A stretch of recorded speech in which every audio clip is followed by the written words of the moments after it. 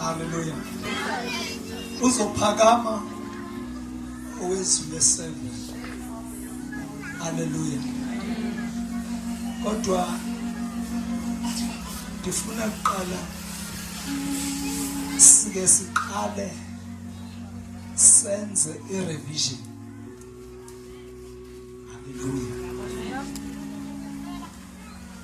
Hallelujah. Uba ngaba uve kakuhle. Ha? Uba ngaba uve kakuhle.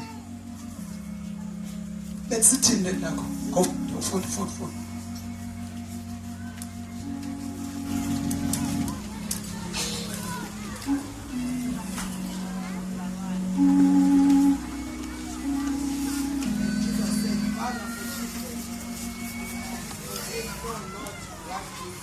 Bamba bawo baxole qedela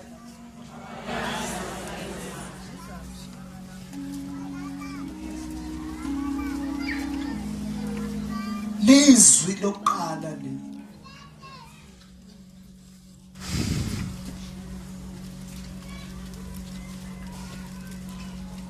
bawo baxolele ngoba abayazi into abayenzayo.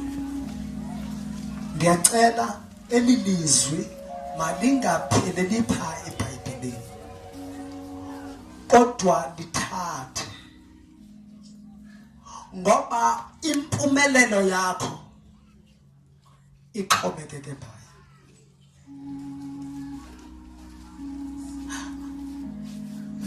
Uma kuphinda kufike enye iPhasika, mayifike enye iPhasika kwenye level ngoba wenze elilizwi. Elilizwi liyi-trigger yokuthi kwenzeke izinto ebomini bakho. Ayiso sketch this. Yevakala? Imfikelelo yakho, impumelelo yakho ixhomekeke kwelalizwi. Yevakala? Ukuze ufike somewhere ebomini uxhomeke kwelalizwi.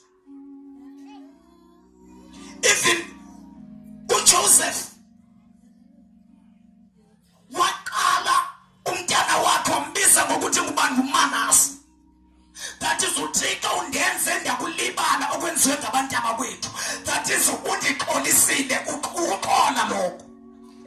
Emveni kwalokho umntana wakhe wesibini wambiza ngokuthi ngubani uEfrayim. That is uThixo undenze ndafulufula. Kuyavakala? Wadikhamisa ebengeke aqale ngokuqhama, engaqala ngathini aqole, ngoba uThixo ufuna ukumsikelela, asobe msikelele imfikelelo yakhe anikeze nebrothers zakhe eziyabe zimoshile. Elalizima lingapheleli phaya, kodwa lipractice. Kuyavakala? uThixo manje ngibuze, ubani umuntu ongaphakela esitsheni esimdaka? Ungakwazi ukuphakela esitsheni esimdaka? Awukwazi. Makuhlanjwe izitsha, uThixo kukhona izinto ofuna ukuzikhalela, kodwa akakwazi ukuzikhalela. Kukhona imumbo, kukhona ukungaqoleli, kukhona yenga. Makuhlanjwe izitsha ngoba le enga yiyo ezokuphathela izifo. uJesu akazange one, kodwa wathini? Wena wonile kodwa ukwazi ukuolela. uJesu akazange one, kodwa wathini? Waqolela. Uyibambile lento? Uzoyipractice? Uzoyipractice? Oh Lord Jesus. uThixo ufuna ukugalela izinto kodwa akakwazi ukugalela ngoba isitsha simdaka sigcwele ungaxoleli. Isitsha simdaka esitsha singuwe sigcwele ungaxoleli. Izinto ezenziwayo zigcwalise inhliziyo. Xolela. Elesibili lithi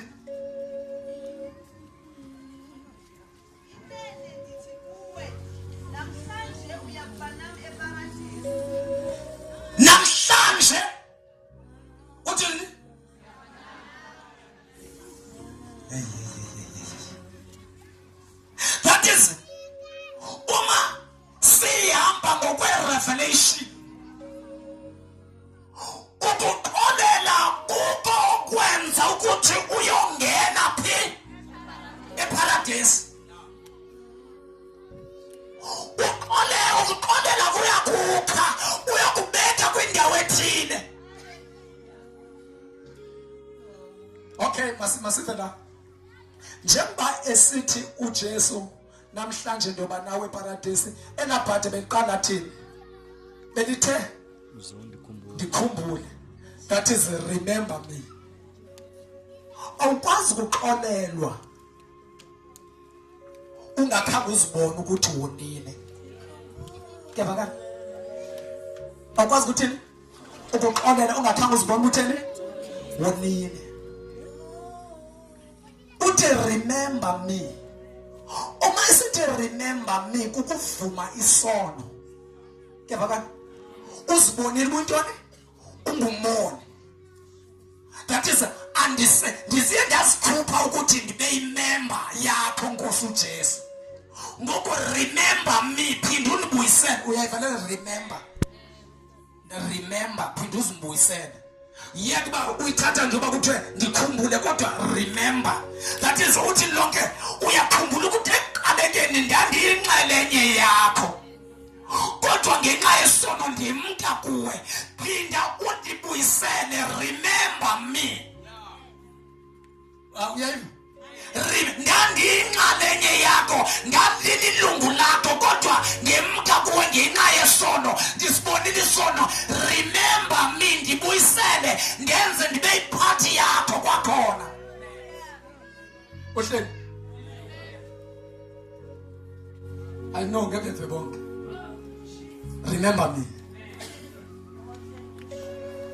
uJesu wavele wathi namhlanje ngizoba nawe paradise. Kungekangeni namadoda amakhulu e-Old Testament kodwa kwaqale kwangena isoni esikhulu. Yafaka elesithathu lithini?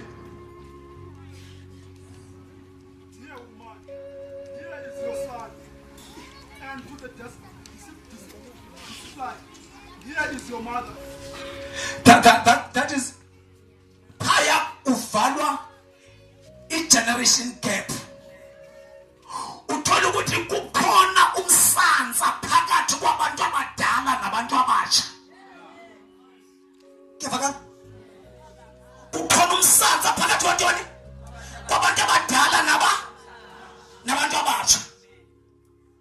Kumele kube njalo. Kumele ukuthi ivalwe la gap ngoba abantu abatsha obambelela ofuyo omweno bapha abanye omatrose bonke nje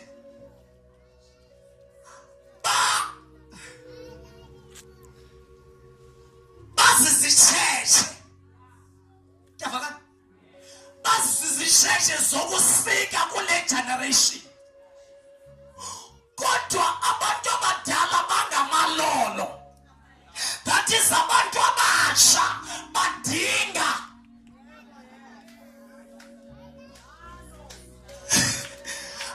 abantu abadala ukuthi babalole. Yabona babalole ningabeli kude bafana bami ngoba ukuze lento ihambe nidinga ukulolwa. Ngenye ixesha awulolwa ngendlela othanda ngayo. Uma ndikulolwa kwangathi andikufuni andikwazi ungakufuni. Imimbi yangidla ngumntanami. Oh, Jesus. Noba ndikukhalala andikukhalali kodwa ndifuna ukubona uphinde ubaleka uzobambelela ezilokhweni. Oh, Lord Jesus. Ngoba kukhona ikhefzi endizaziyo endizijikileyo endithanda ukukubona nawe uzijika. Ndingena ezingozini ukuze wena ungangeni.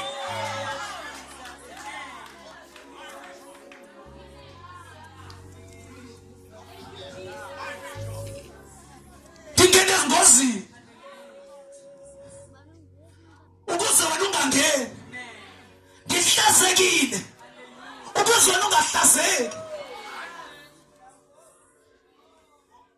Ukhona negodi endiyibonile.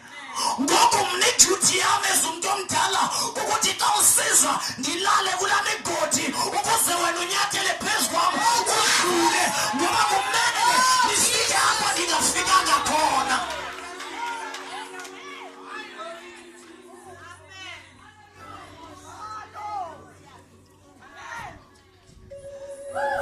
Le nto ihamba nokuthobelana. Ihamba nokuthobelana. Wena umncinci kumele uthobe kakhulu. Nam muntu omdala kufuneka ndibone kakuhle ukuthobela. Ngoba ngaphandle kokuthobelana akuzufika ndawo. Angeke sifike ndawo singathobelananga. Kukhona what is true is enough. Thank you, Jesus.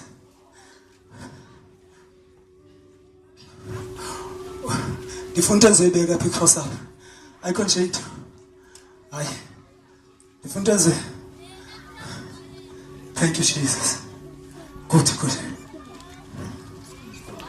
Izovuma cross. Ayizokwenza Nkosi. Beka ibhuti.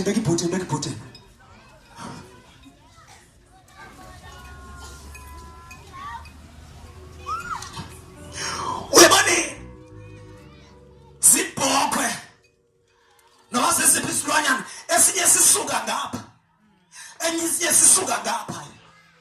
Kuyavakala? Esi siya le ndawo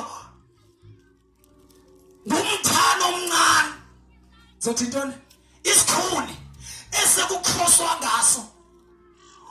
Ngokuna ingxaki lesuka le ayifuni ukudedela le. Nale ayifuni. Yile ifuna ukuya phambili. Into enzekayo zaveza shayisana. Uma zishayisana zatshona zombini emanzini zahaqwa zafa. Kanti into bekumele ukuthi ziyenzile bekufanele ukuthi enye yeyathoba ilale phansi ukuze enye inyathele phezu kwayo ikwazi uba ikhosele ngaphaya. Emveni koba ikhosile iqala iphakame nale ikhosele ngaphaya. uJesu wenza kanjalo. Kwakumele ukuthi zikhosele ngaphaya. uJesu walala phansi sakhosa sisobe singaphaya ngosuku lwesithathu wavuka.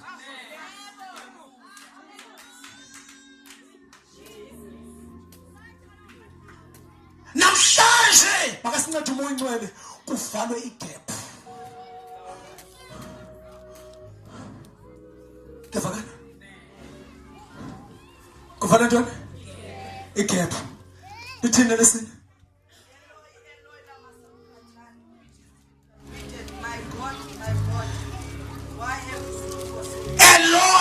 Eloi lama sabakthani. Thixo wami unishiya ngani?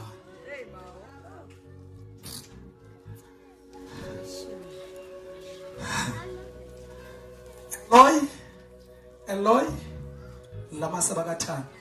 Thixo wami undishiya ngani?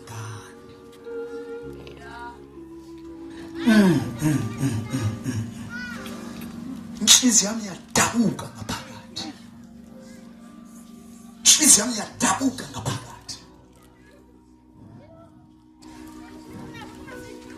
Ndihlutshwa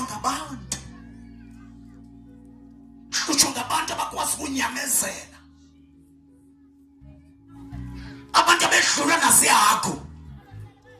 Ihagu zenela zingangenwa ngamadimoni azakwazi ukunyamezela zabaleka ngoba zithi lento esingenileyo ayisifisi kamnandi zabaleka. Kodwa wena amadimoni ahleli kuwe unyamezela. lalela la unesibindi ushwe nguThixo kodwa uthule ushwe nguThixo kodwa uthule uJesu wakhala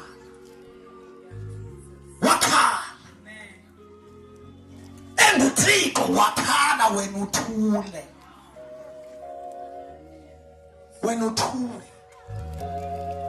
unesibindi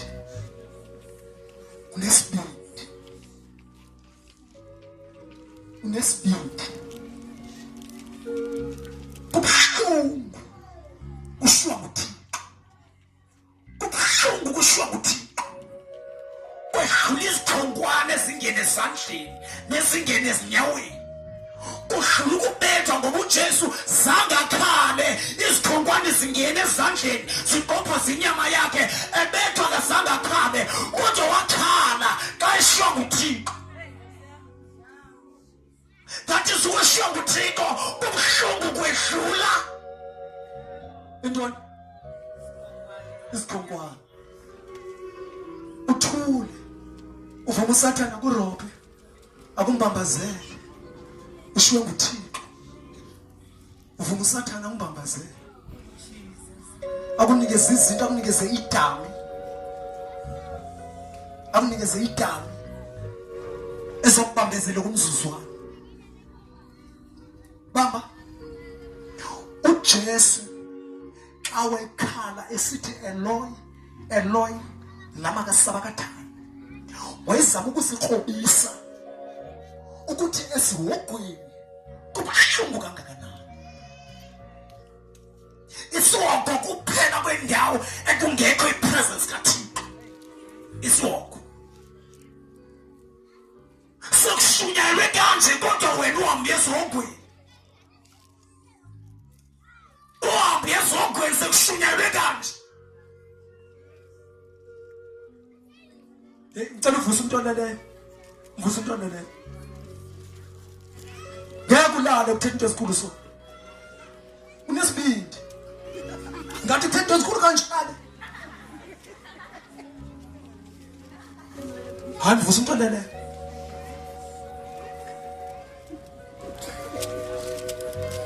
vusa lento lifuna ukuthi ingene uJesu wayezama ukubonisa ukuthi esihogweni kubuhlungu kangakanani inhlungu zasesihogweni sedlula ipains zalapha. That is why uma esifa ipain yalapha akazange akhala uJesu kodwa ukushiwa nguThixo wakhe wena uthule ngexesha efana uba uyakhala ngoba uzokhala esihogweni ukhala kwindawo eroko kanti ngona lento naxesha fana ukuthini ukhale ngoba uthi ngibizeni nisenokufumaneka keva ka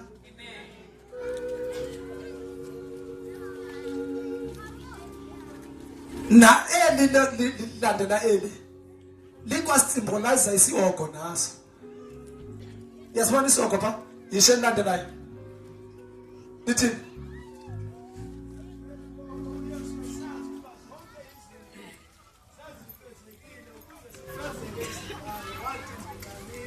uyava ndinxaniwe ukungabi naThixo esihogweni kuyanxaniswa. That is why isityebi yasikhumbula isityebi sathumela abantu sathi bakuthunyele abantu uLazaro afake ntoni umnwe ngoba womile kefaka womile. Ndiyabona ukunxanela uThixo kodwa kawubheke nje esihogweni ngoba njengoba esithi uThixo wam undishiya ngani ukungabi naThixo kwenza ukuthi makathini makanxana. That is esihogweni uzonxana unxanela uThixo ngoku unayishansi uba ungamfumani Yavakala. So any breaking. Kodwa uqala ukuthandazela abantu. Lithina lokubhe elulele sibe 6.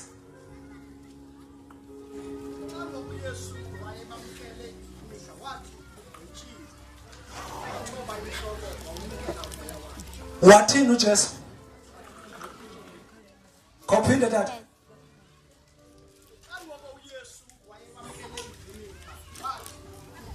Koyifuni ngesilungu.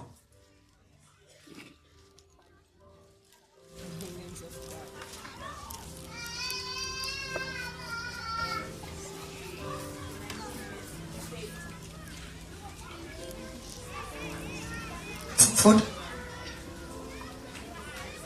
When Jesus therefore had received the vinegar, he said, "It is finished."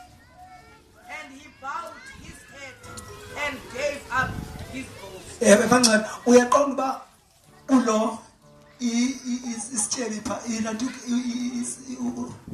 lesa sitsheli pha sasifuna ntoni amanzi kodwa amanzi ayingeke siwasiza phaya kuzanye ukubonisa ukuthi ubomi basesogweni woma kwangaba ungafuna amanzi ngoba amanzi yawazi ngoba esogweni indawo yememory banayo. That is why isitsheli phasa sikhumbula even abantu bakuso alibonke inkosi imemory yasese ayisuswa kwamba uyazikhalela amaxesha othe wahlala ngawo ungasindiswa alibonke inkosi iyawakhalela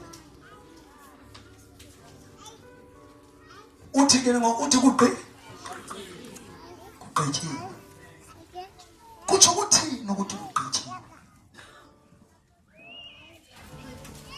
Kutsho ukuthi umthetho kaMoses ubhaliwe ukuthi bonile bonke kungazeka ukuthi izosolveka kanjani lento ngoku sekugqityiwe kugqityiwe ngomthetho owusithi bonile bonke umthetho ubonisa ukuthi sizizoni kangakanani kugqityiwe yababa futhi okunye kuthiwa kugqityiwe imbiza awuphakame inyawo zakho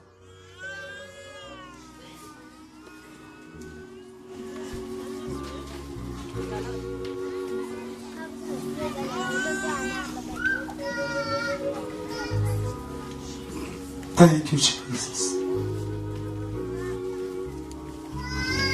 Mama, imbiza ibiphekiwe, igqityiwe, ukuphekwa. Ngoku lixesha lokuthi kuphakwe impiliso yakho, kuphakwe izinto zakho, zonke izinto ebezixupha izakho ivuthiwe igqityiwe ukuthi kuphakwa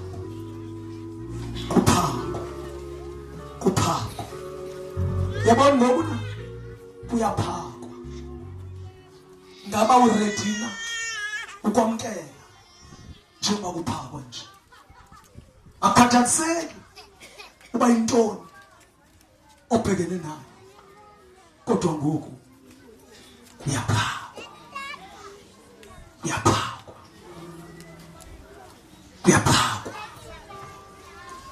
kwezwana kuyaphakwa imbiza iseyivuthi lexesha lokuthi uphakele ihealing yakho, uphakele ijoy yakho, uphakele umtshato wakho, uphakele zonke izinto ebezihlupha iyaphakwa.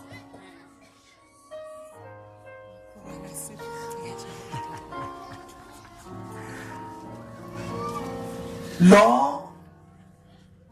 we7 ebezothi umoya wami yawuthini yawunikela. Hallelujah. Yawunikela umoya wami emveni koba uJesu ebethwe wabethwa kodwa ehluleka ukumbulala. Ehluleka ukumbulala. Sekwenzeke sonke bamkhoma emthini, bambetha babenza yonke into ebuhlungu kodwa behluleka ukuthi bawuthathe umoya wakhe. Yena ngokunokwakhe wathi umoya wami, Bless you, Jesus. umoya wami ngiyawunikela esandleni sakho. Wenena ngasho lithi iBhayibhile ikhuselo lengcwele kangcwele ladabuka qalela phezulu lisiya ezantsi. Mamela ndiqalele entempileni. Intempile ibidivayidishwe kayi-3. Kukhona igumbi labantu, kube khona igumbi labapriest, kube khona igumbi le-high priest. Naye i-high priest ibingena kanye ngonyaka, lelona belehluliwe ngento eyommelele ngendlela emangalisayo. Noba iinkabi zenkomo zingaba yi-20 zizama ukuyitsala zazingeke ziqhawule. Kodwa uJesu sethe esandleni sakho ndiyawunikela umoya wakho. Lithi iBhayibhile ikhuselo lengcwele kangcwele apho bekungena khona umpristi omkhulu, naye ngena kanye ladabuka liqalela phezulu lesemhlabeni. Waliqala phezulu uzama ukutshilwa engqondweni yakho ukuthi le nto ayenziwanga ngumntu, ngoba xa iqala ezantsi kuzotsho kube khona umntu owenze imigudu wazama ukuyisika, kodwa yaqala phezulu. Salubonisa ikhomba indlela ukuthi indlela izeyivela phezulu izohlangula thina boni, izothatha imithwalo yethu, izothatha ukubulaleka kwethu, izothatha umvandedwa wethu.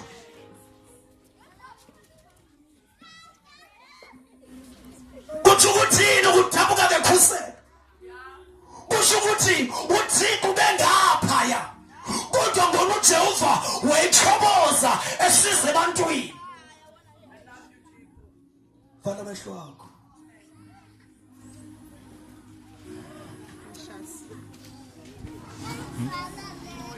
Vala amehlo akho. Holy Ghost. Bless you, Jesus. Nesibaleke Thank you, Jesus. Bless you, Jesus. Thank you, Jesus.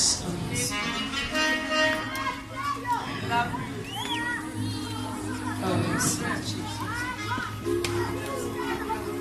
Ankatha ukuthi ingxako nayo okanye isifo naso sinexesha elingakanani sikhona empilweni yakho.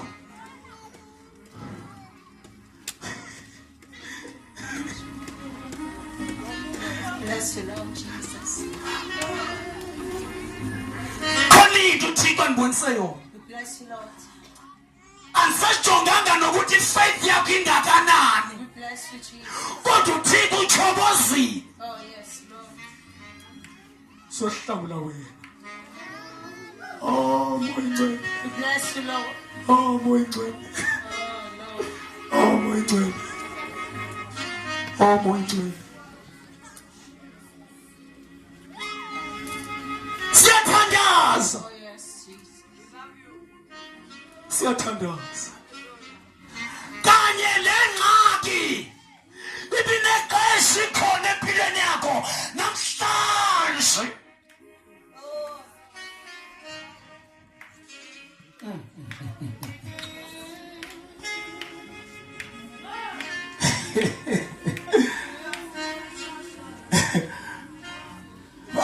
amehla akho jonga pha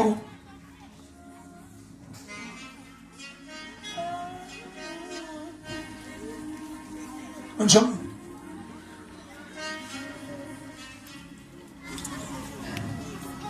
Zolwa manje Omoya ngcwele Zolwa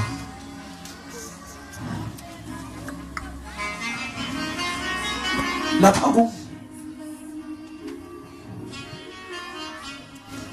ukhonto ebilayo ebilela amadimoni bebamba impilo yakho ebilela usathane bebamba impilo yakho usathane udlala ngawo usathane udlala ngawo usathane bedlala ngempilo yakho Bless you, Jesus. ngithi usathane bedlala ngempilo yakho ngithetha na usathane bedlala ngempilo yakho Bless you, Lord. kodwa manje somxelela ukuthi umdlalo uphelile phethe red card la phethe red card